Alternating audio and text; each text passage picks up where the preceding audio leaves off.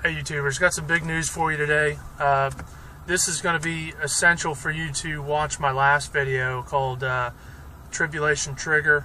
5 weeks till the UN decides to vote to divide God's land of Israel. Something along those lines. I'll link it.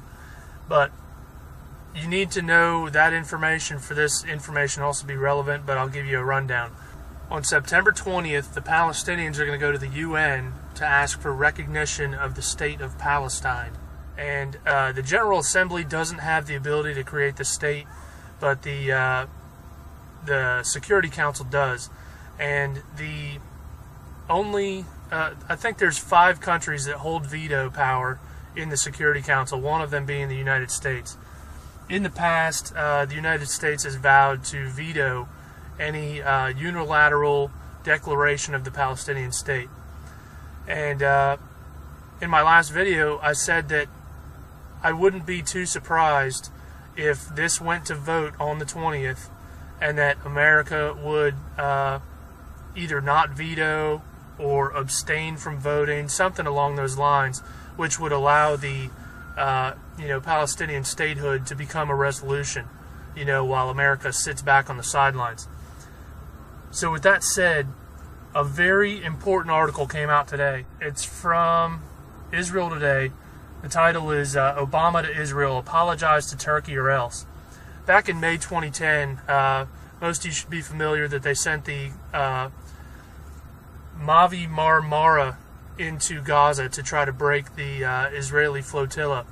The blockade. They have a blockade around Gaza because they want to keep weapons and items out to build bunkers, like concrete, rebar, stuff like that.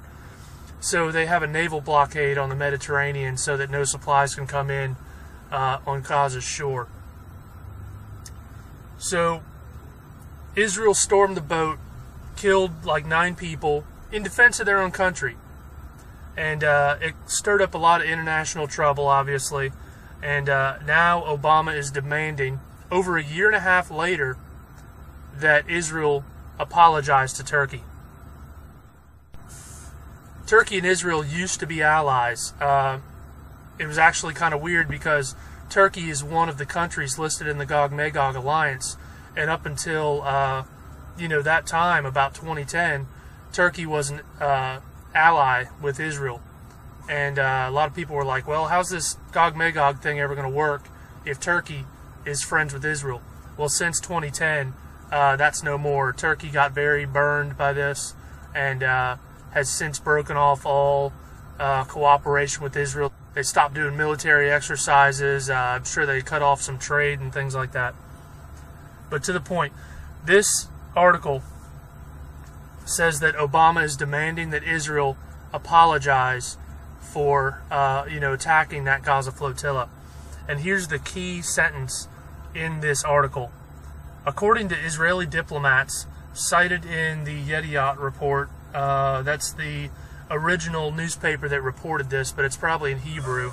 So according to Israel diplomats in that report, they were told that if Israel does not comply with Clinton's request to apologize to Turkey, the White House may suddenly find itself unable to continue building opposition to a unilateral Palestinian declaration of statehood at the UN next month.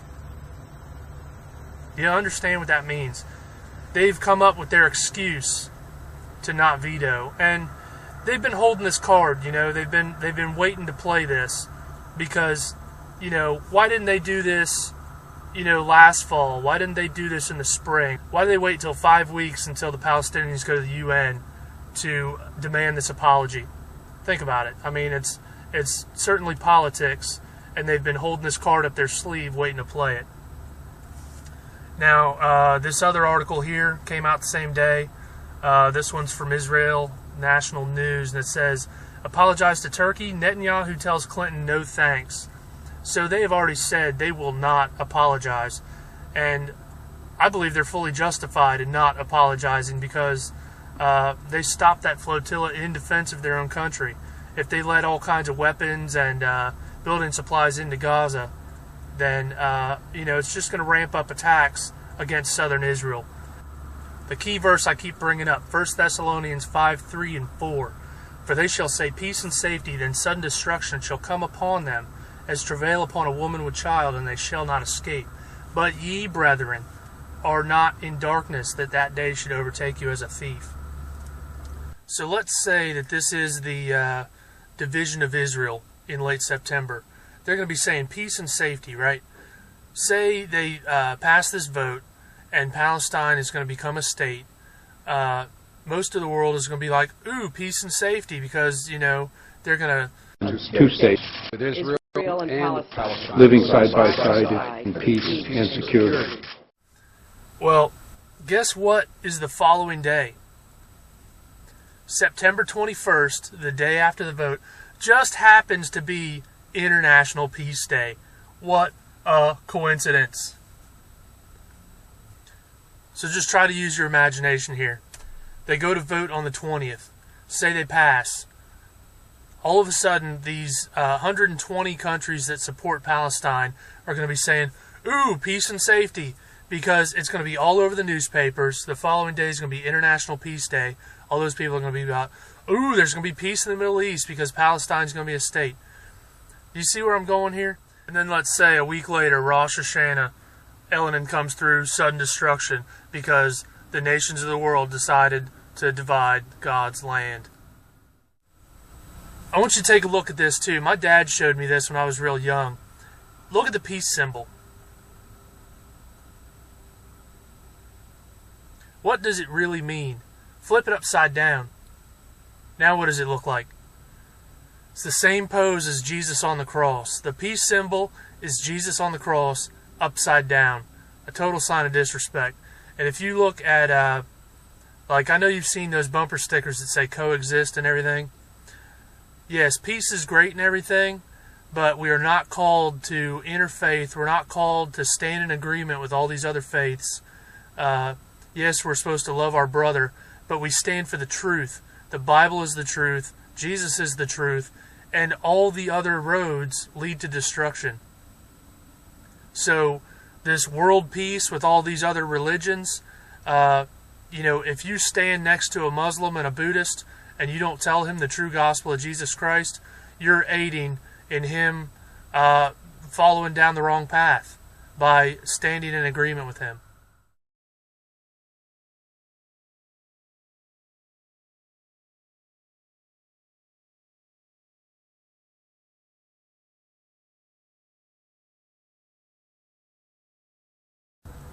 So just a reminder, with the other video, if you haven't seen the other video, you absolutely need to. There's so many things happening next month that point to the beginning of the tribulation. The foremost being that the division of Israel is a big no-no in the Bible, especially referred to Zechariah 12. Zechariah 12 is, I would say, the foremost chapter on what happens to nations that attempt to divide Israel. Many should be familiar with this. It talks about the, Jerusalem being a cup of drunkenness to the surrounding people when they lay siege against Jerusalem and Judah. And here's the important part. All who would heave it away will surely be cut in pieces, though all nations of the earth are gathered against it. You know, when they try to heave it away, hence give it away to the Palestinians, the Bible says that that nation will be cut into pieces, though all nations of the earth be gathered against it. The UN is comprised of 192 nations, which makes up, pretty much the whole world, with the exception of, maybe they don't have the Vatican included or something, but that's not important because the Vatican's already said they support Palestinian statehood. But again, Zechariah 12, you get down to verse 9, it says, "It shall be in that day that I will seek to destroy all the nations that come against Jerusalem." So that's America, that's Europe, that's everyone in the UN, that votes for it, and that's everyone, the 120-something countries that have said that they support Palestinian statehood. This is the other verse that's important about dividing the land of Israel. Joel 3, starting in verse 2, "I will also gather all nations and bring them down to the valley of Jehoshaphat, and I will enter into judgment with them there on account of my people, my heritage Israel, whom they have scattered among the nations. They have also divided up my land. The Valley of Jehoshaphat, as far as I understand, is the Valley of Megiddo, where the Battle of Armageddon is going to occur. So because of the nations dividing the land of Israel, God is going to bring all those nations to the Valley of Megiddo for Armageddon and judge them there. You know, they're all gonna gather to fight against Jesus Christ at the second coming, and he's just going to annihilate them with the word of his mouth. That simple.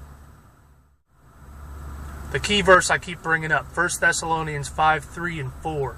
For they shall say peace and safety, then sudden destruction shall come upon them, as travail upon a woman with child, and they shall not escape. But ye, brethren, are not in darkness, that that day should overtake you as a thief. You should be watching. You should know when the time is. And it's like all these signs are coming in, and they're focusing on this one point. And I'm not saying, September 20th is Rapture Tribulation Day. I'm not saying that. I'm not saying, Rosh Hashanah, September 20th, 29th?